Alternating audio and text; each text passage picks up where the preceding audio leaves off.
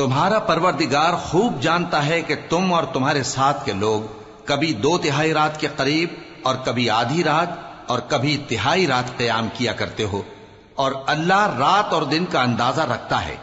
उसने मालूम किया कि तुम उसको निभा न सकोगे, तो उसने तुम पर मेहरबानी की। बस जितना आसानी से हो सके उतना कुरान पढ़ लिया करो। उसने जाना कि तुम में बाज बीमार भी होंगे और बाज अल्लाह के फजल यानी माश की तलाश में मुल्क में सफर करेंगे और बाज अल्लाह की राह में लड़ेंगे।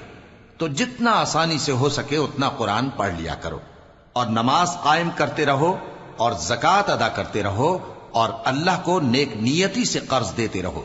और जो अमल नेक तुम अपने लिए आगे भेजोगे उसको अल्लाह के यहां बेहतर और सिले में बहुत अजीम पाओगे। और अल्लाह से बख्शिश मांगते रहो, बेशक अल्लाह बख्शने वाला है, मेहरबान है।